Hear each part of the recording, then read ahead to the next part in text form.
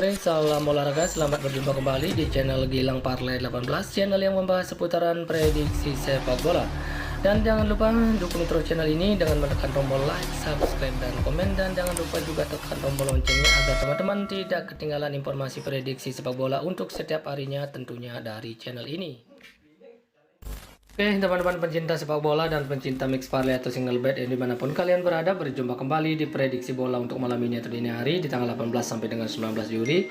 Oke, dan sebelum saya lanjutkan untuk ke prediksi kita malam ini atau dini hari, saya akan review sedikit ya prediksi saya yang kemarin. Untuk kode keras berhadapan dengan Lanus, di laga ini kita gagal ya, karena kemarin kita memilih Lanus dengan menahan kode keras di 3/4 bola atau hampir 1 bola.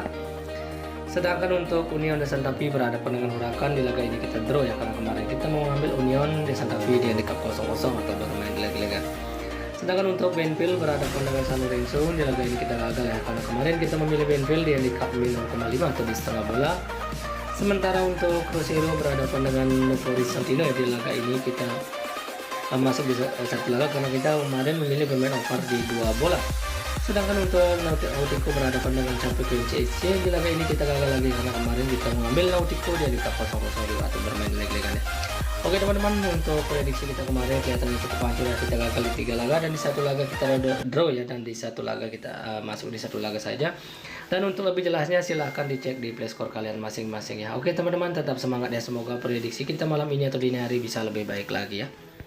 Dan kita langsung saja ya teman-teman untuk ke prediksi kita untuk malam ini atau dini hari. Seperti biasa saya akan membahas 5 laga, yaitu dari Primera Nasional Argentina, Brasil Serie A, Brasil Serie B, dan 1 laga dari Superliga Denmark ya. Oke, dan kita langsung saja untuk laga yang pertama dari Primera Nasional Argentina, di mana klub Aguilas akan berhadapan dengan Independiente Rivadavia ya. Dan di sini saya melihat untuk peluang memang terlihat lebih ke tipis ke tim tamu, yaitu Independiente Rivadavia. Sementara untuk 5 pertandingan terakhir dari klub Aguilas sendiri, di mana klub Aguilas menghadapi Malaga terbilang cukup bagus dengan 3 kali menang dan hanya mengalami 2 kali kekalahan. Sementara Independiente Rivadavia menghadapi Malaga terbilang cukup bagus juga dengan 1 kali menang, 3 kali seri dan hanya mengalami 1 kali kekalahan. Oke, sementara untuk kedua tim ini baru bertemu 2 kali, dan dimana di 1 laga dimenangkan oleh Independiente Rivadavia dan di 1 laganya berakhir imbang. Oke, sementara untuk posisi peringkat saat ini ya teman-teman, dimana untuk Independiente Rivadavia ada di posisi ke-11 dengan 33 poin, sementara klub Aguilas ada di posisi ke-21 dengan 28 poin ya. Oke teman-teman, itulah sedikit analisa saya untuk kedua tim antara klub Aguilas dengan Independiente Rivadavia. Kalau lihat untuk 5 performa kedua tim, memang keduanya terlihat cukup bagus, dan dari posisi peringkat juga kelihatannya ya cukup jauh ya untuk kedua tim ini. Dan menurut analisa saya sendiri, saya lebih yakin akan mengambil tim tamu, yaitu Independiente Rivadavia di handicap 0-0 atau bermain leg-legan ya teman-teman. Silahkan diambil ya kalau kita saja. Oke, dan kita lanjut untuk laga selanjutnya, di mana Santa Marina akan berhadapan dengan Deportivo de Belgrano ya. Kalau lihat untuk peluang memang terlihat lebih ke tim tamu, yaitu Deportivo de Belgrano. Dari 5 pertandingan terakhir Santa Marina mengakhiri Santa Marina yang mengakhiri Malaga terbilang cukup tidak terlalu bagus ya, hanya 1 kali menang, 1 kali seri dan mengalami 3 kali kekalahan. Sedangkan untuk Deportivo de Belgrano mengakhiri Malaga terbilang cukup bagus dengan 2 kali menang dan 3 kali seri. Oke, dimana untuk 5 pertemuan head to head antara Deportivo de Belgrano dengan Santa Marina, di mana Santa Marina tidak pernah menang untuk 5 pertemuannya dengan Deportivo de Belgrano, sementara Deportivo de Belgrano 4 kali menang dan di 1 pertemuannya berakhir imbang. Dari posisi peringkatnya saat ini teman-teman, di mana untuk Deportivo de Belgrano ada di peringkat 17 ya dengan 31 poin, sedangkan untuk Santa Marina ada peringkat akhir yaitu peringkat ke-37 dengan 14 poin ya. Oke teman-teman, itulah sedikit ada penjelasan saya atau analisa saya antara Santa Marina ya dengan Deportivo de Belgrano. Kalau lihat untuk 5 performa kedua tim memang tidak jauh berbeda ya untuk kedua tim ini. Dan dari posisi peringkat kelihatannya cukup jauh, dan menurut analisa saya sendiri ya teman-teman, saya lebih yakin akan mengambil tim tamu yaitu Deportivo de Belgrano di handicap min 0,5 atau di setengah bola ya teman-teman. Silahkan diambil akan kita saja. Oke, dan kita lanjut untuk laga selanjutnya dari Brasil Serie A, di mana Palmeiras akan berhadapan dengan Cuiabá ya. Kalau lihat untuk peluang memang terlihat lebih besar ke Palmeiras sebagai tuan rumah untuk laga malam nanti atau dini hari. Dari Palmeiras ini saya melihat ada 2 pemain yang akan absen, sedangkan dari tim tamu yaitu Cuiabá juga ada 2 pemain yang akan absen untuk laga malam nanti atau dini hari. Dari 5 pertandingan terakhir Palmeiras, di mana Palmeiras mengakhiri laga terbilang cukup bagus dengan 3 kali menang, 1 kali seri dan hanya mengalami 1 kali kekalahan. Sedangkan untuk Cuiabá sendiri mengakhiri laga juga terbilang cukup bagus dengan 2 kali menang, 1 kali seri dan mengalami 2 kali kekalahan. Bagaimana untuk kedua tim ini baru bertemu 2 kali dan 1 laga dimenangkan oleh Palmeiras dan 1 laga juga dimenangkan oleh Cuiabá sendiri. Oke, sementara untuk posisi peringkat saat ini, di mana untuk Palmeiras masih berada di peringkat runner up yaitu peringkat kedua dengan 30 poin. Sementara untuk Cuaba ada di peringkat 15 dengan 19 poinnya. Oke teman-teman, itulah sedikit penjelasan atau analisis saya antara Palmeiras dengan Cuaba.